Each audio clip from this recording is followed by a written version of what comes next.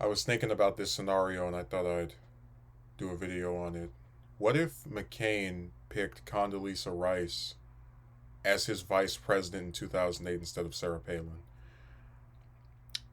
A lot of commentators in hindsight say that McCain picking Palin back in 2008 led to Trump because she was a person affiliated with the Tea Party, and many of these like anti-establishment figures that preceded Trump in the 8 years between 2008 and 2016. So what if he never picked Palin because he instead had the at the time Secretary of State Rice as his running mate? Well, the first problem is that McCain, and he talked about this in his last memoir, I believe it's called The Restless Wave, that he wanted and had a very difficult time painting himself as the anti establishment candidate when your party's president is not really well liked because, for a variety of reasons, Iraq, and then the subprime mortgage crisis, worst recession since the Great Depression, Hurricane Katrina a few years before that. So there was a variety of reasons that Bush was not really well liked heading into 2008 election. And if McCain had picked Rice, it would be nigh impossible for her or for McCain to distance themselves from the idea of a perceived continuation of the Bush years. I could see right now in my mind Obama, or rather, I guess Biden, if they do the vice presidential debate. You're the Secretary of State, and you were the one that lied us into that. Easily could just use that against her, and I think it would be effective. Because even though Bush has undergone something of a bit of a rehabilitation in the last couple of years, because a lot of people have just forgotten about what happened back then. He was really not well liked, and it was basically as if every person who was affiliated with his party had to bear the stench of his tenure. The other part of this is that 2008 it's interesting how in the span of less than 10 years US politics changed so much. But 2008 was a time where people cared about running mates. They cared about experience, right? I remember, there's the infamous clip of Al Sharpton being asked about his lack of experience when he was running for president. I believe it was 2004. So McCain picking someone who had never held elected office before, whose domestic policy views were really not that well known, and the foreign policy ones weren't really that well liked, uh, can convince people that yeah, he's out of his mind if this lady takes over. I don't think Palin always had the perception of just being a not smart person. Of course, her saying she saw Russia from her house, or that claim, and then they asked her what magazines she read, and she said all of them. Just stuff like that led people to think she was not qualified to be president. This led to someone like Colin Powell, for example, endorsing Obama instead of the the candidate from his own party as a result of their running mate choices. And I do think Biden, especially 2008 Biden, one of the best picks for a running mate any candidate has ever had. You had people who said Obama was this inexperienced first term senator, which they weren't wrong, and he picked a 6-term Senate Foreign Relations Committee member who, whether you agreed with him or not, very much had the appearance of someone who knows what they're talking about, who's been involved with this stuff for a very long time. Who no one would say this person, again, if we're just going off the basis of experience, this person is not prepared to be president. And I think really the only person McCain could have selected back then that would have probably helped him against Obama in a serious way would be someone like Romney. I think Romney, prior to 2012, was seen more as like a moderate because he was from Massachusetts.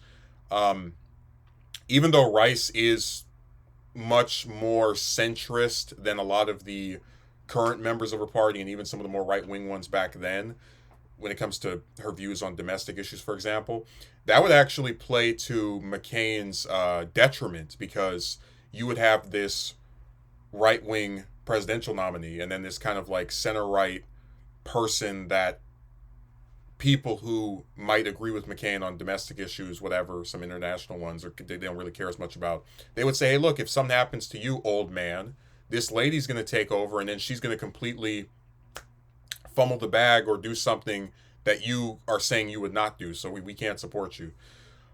And this scenario would never play itself out because Rice is not ambitious in the general sense that once she became Secretary of State, or rather, excuse me, even before that, there was talk that, when she was National Security Advisor under Bush, that she would possibly run for governor of California or, some other elected office. And she's always been adamant, I will not run for elected office. I will not run for elected office. And it's funny. I think she would actually be a stronger running mate now than she was back then, because people don't really seem to care all that much about. I mean, we've had our first president, with Trump, who had no government or military experience, the first one in American history.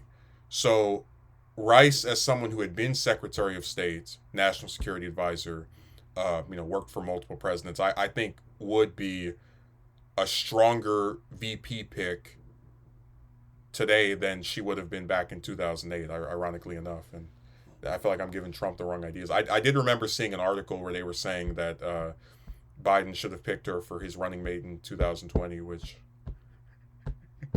honestly, for as much as people despised Trump, I could see that, like, him picking her and still winning anyway, because a lot of and it also has to do with the fact that there is a legitimate, almost historical record cleansing going on of the early 2000s, where people don't even talk about any of the stuff with Bush that led to him being the pariah that he became, to where here we are 10 something years later and he's just now coming out of his basement from painting to go around and give speeches and whatnot.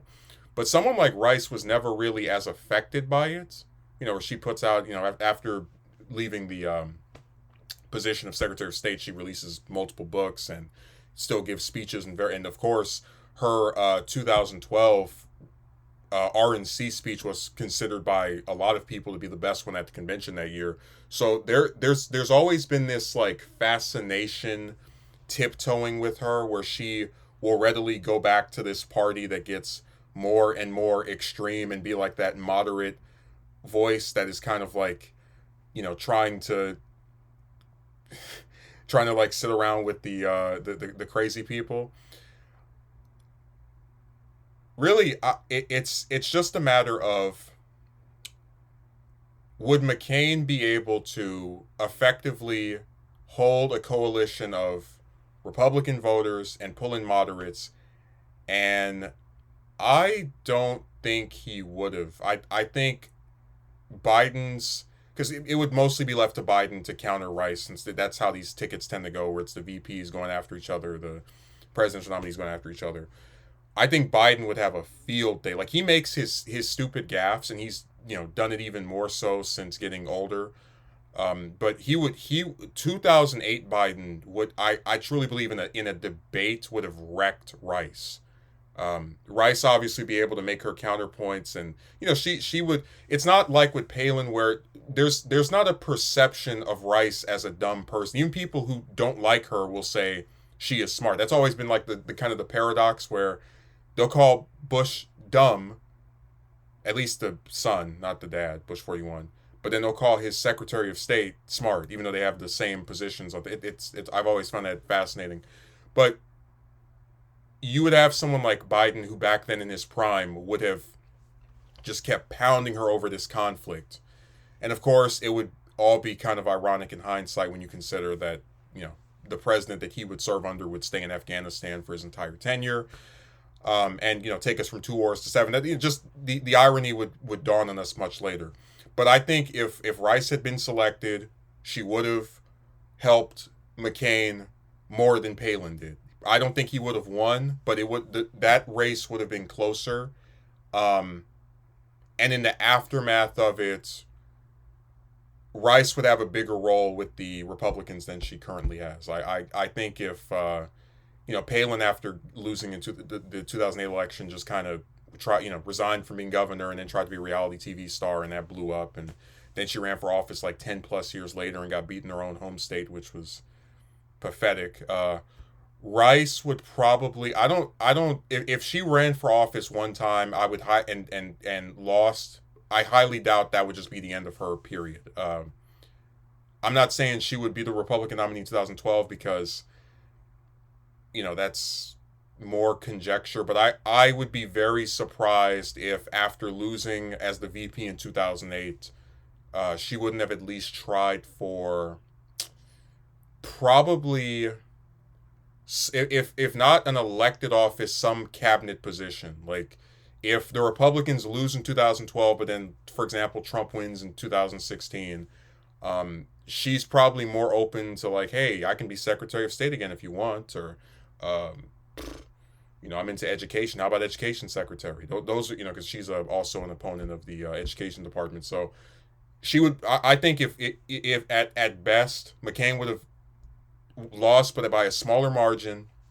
and then he would have just stayed in the Senate, and then Rice would have been more involved with GOP politics, which I do believe would have benefited the party because uh, she's a more moderate voice than a lot of the other leading figures, and she doesn't sound as insane as the rest of them when she goes on her spiel. So, it's just it's one of those things where she's